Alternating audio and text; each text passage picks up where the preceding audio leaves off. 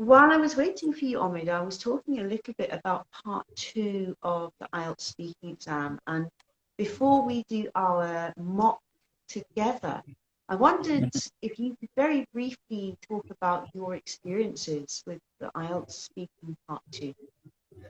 Well, I find part two so difficult for me because I found those topics, those questions, so sometimes so personal, sometimes so vague.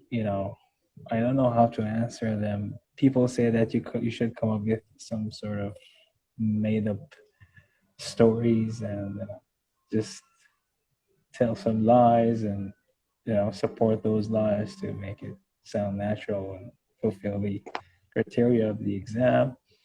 But for me, it's always been difficult to do that. I don't know. Yeah, so if we go through today's question, I can tell you what part of this question is going to be so hard for me. Yeah, it depends on the question itself, but mostly it's preparing some story, some idea to talk to examiner about that. Yes. In a normal conversation like this, it's easy. You just join the flow of conversation. But when it's in a exam situation, it looks like you're obliged to do some certain thing. You're obliged to say some certain things, so that makes it kind of stressful, distracting. Yeah, it is. And I guess that's where I was talking a lot about practice and how important it is to practice part B.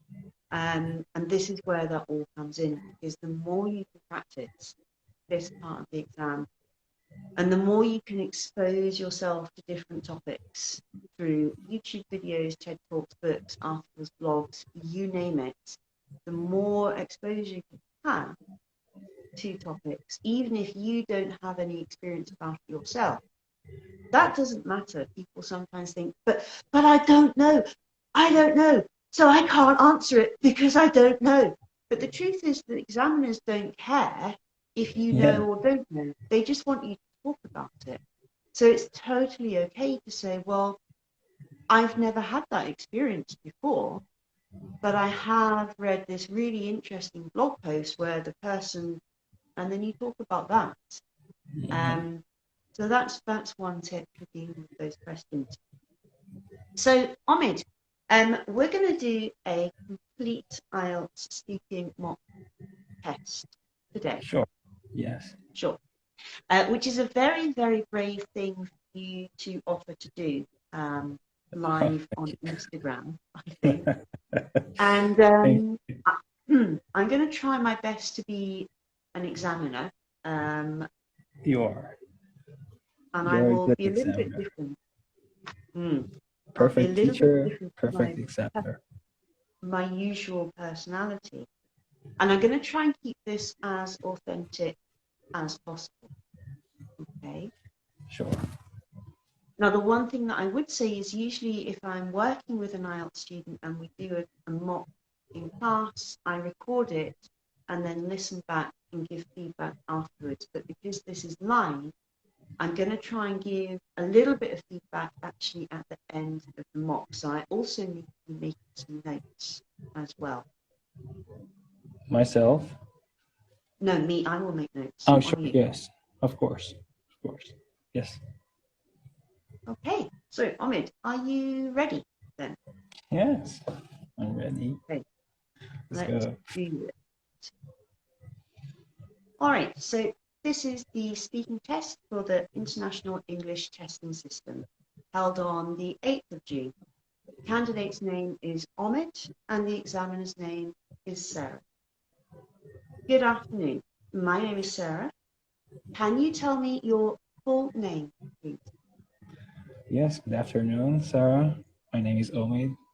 Arab City, and I'm here. Talk to you. Glad to talk to you. And can I see your ID? Yes, kind of. Thank you.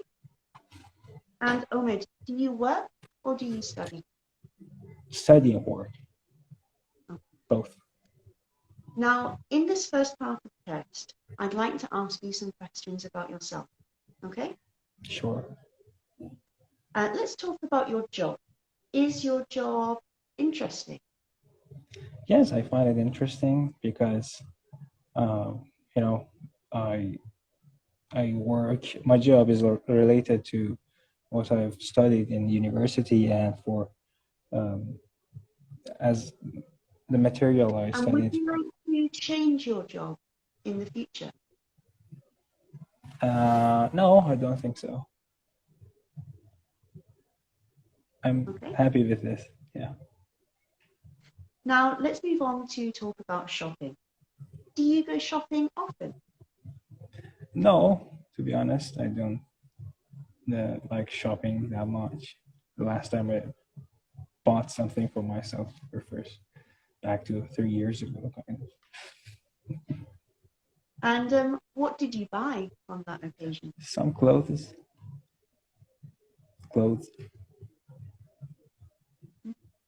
a pair of And jeans. do you bargain when you go shopping?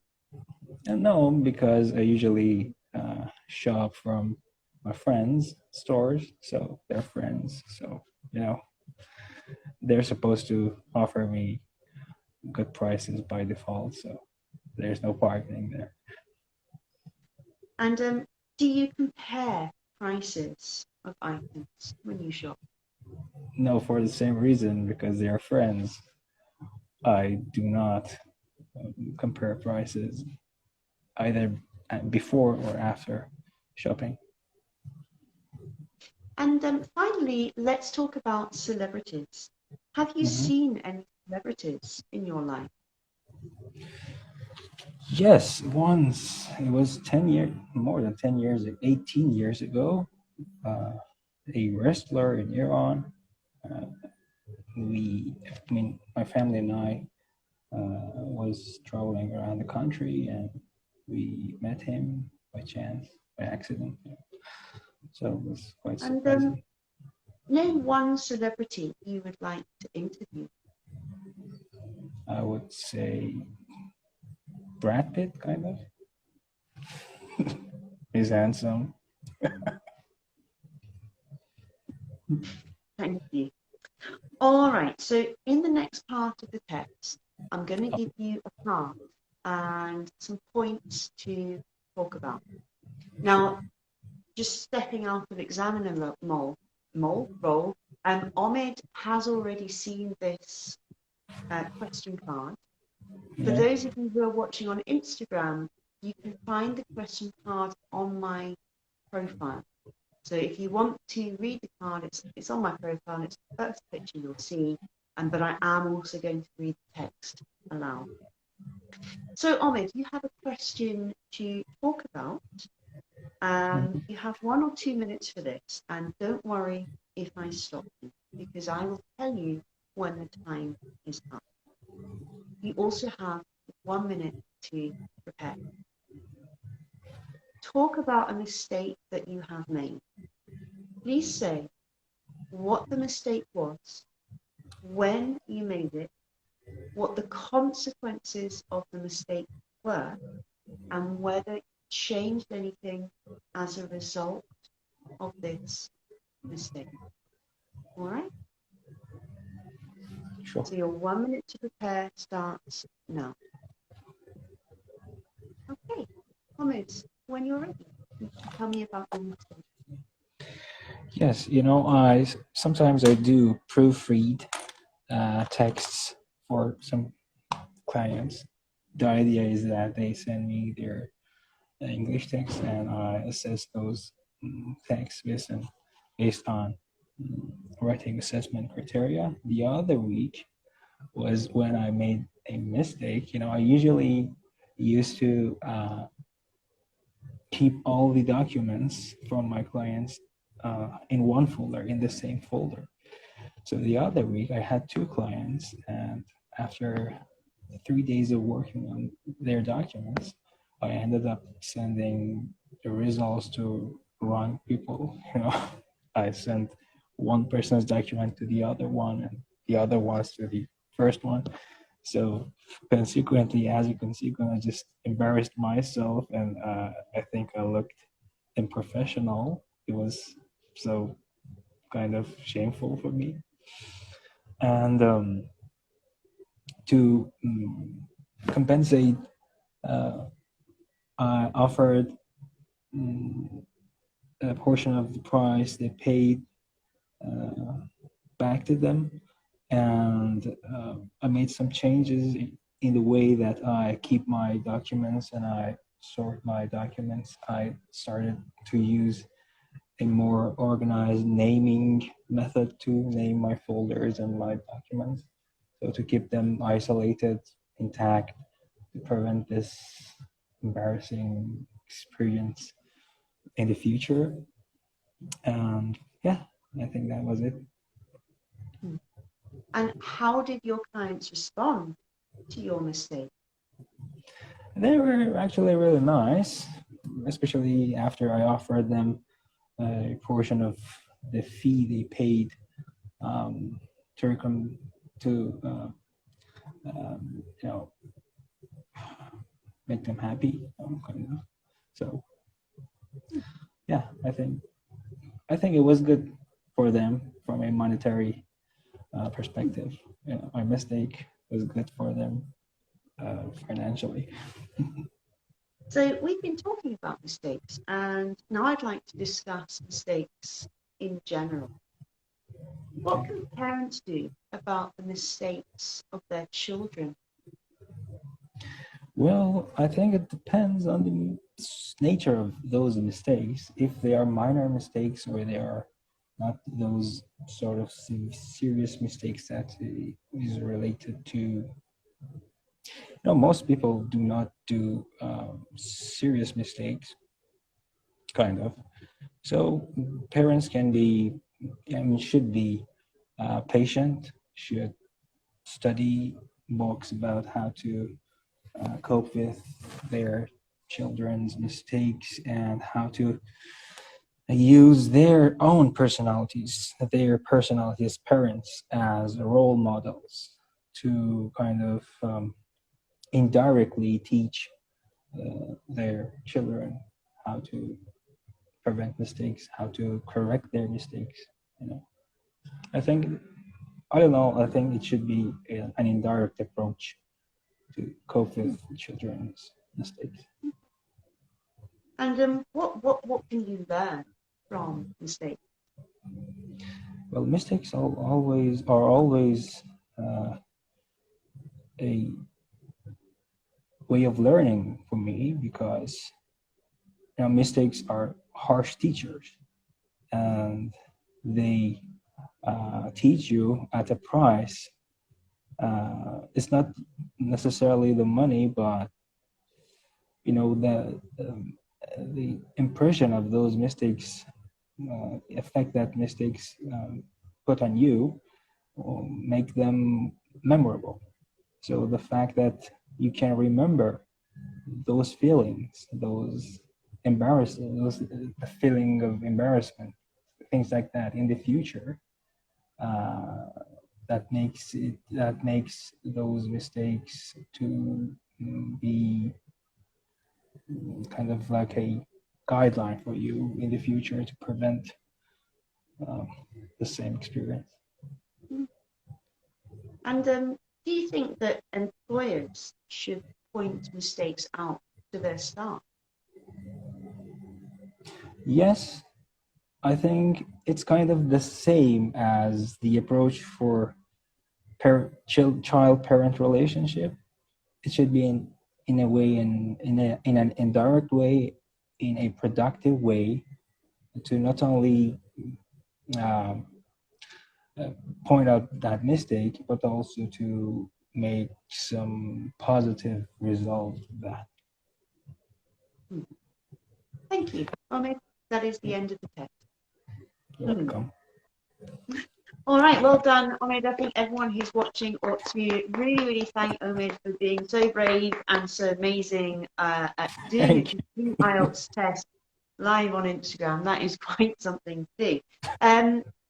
Ahmed, what was it like for you, this experience of doing this here on social media with me? Pressure. It just Pressure. yeah. Pressure. Yes.